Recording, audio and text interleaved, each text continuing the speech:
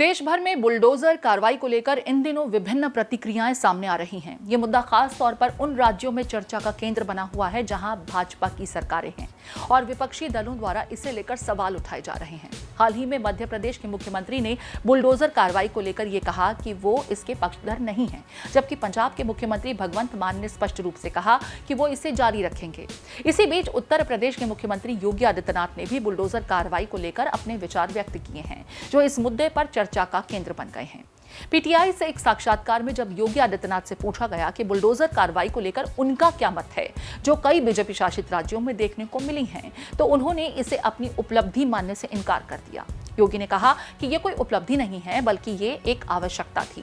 उन्होंने बताया कि यूपी में जब भी अतिक्रमण होता है तो उस पर कार्रवाई के लिए बुलडोजर का उपयोग किया जाता है।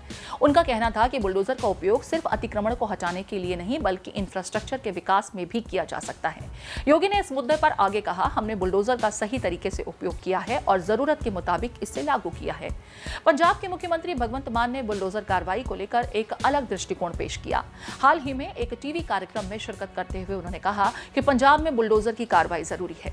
भगवंत मान का कहना था कि पंजाब में नशे के व्यापार से जुड़े लोगों के घरों को तोड़कर वो न्याय की प्रक्रिया को आगे बढ़ा रहे हैं। उनका कहना था, इलेक्ट्रा यानी जनता फैसला करती है, सेलेक्टर यानी प्रशासन नहीं। वो ये भी बोले कि अदालतों में कई मामलों में वर्षों तक निर्णय नहीं होते, लेकिन वो अपनी सरकार में ये कार्य तेजी से कर रहे हैं। भगवंत मान ने यह भी स्पष्ट किया कि ये बुलडोजर कार्रवाई किसी एक पक्ष के लिए नहीं, बल्कि पूरे राज्य के लिए न्याय सुनिश्चित करने के उद्देश्य से की जा रही है। उन्होंने कहा कि कई मामलों में तो 20 साल तक मुकदमे चलने के बाद भी फैसला नहीं आता।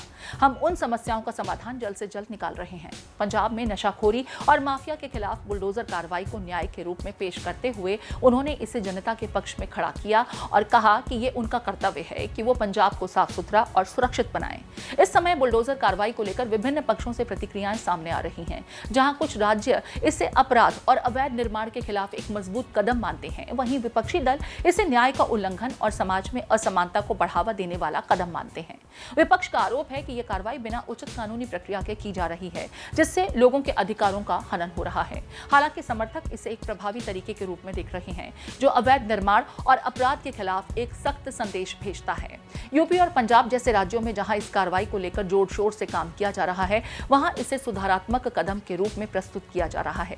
बुलडोजर कार्रवाई पर मचे इस राजनीतिक घमासान के बीच ये तो साफ हो गया है कि ये मुद्दा न केवल राज्य सरकारों बल्कि समाज के हर वर्ग के लिए महत्वपूर्ण हो चुका है।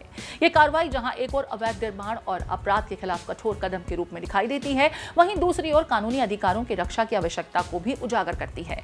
अब ये देखना होगा कि आने वाले दिनों में विभिन्न राज्यों में इस नीति के लागू होने के बाद इससे सामाजिक और कानूनी प्रभाव क्या होंगे।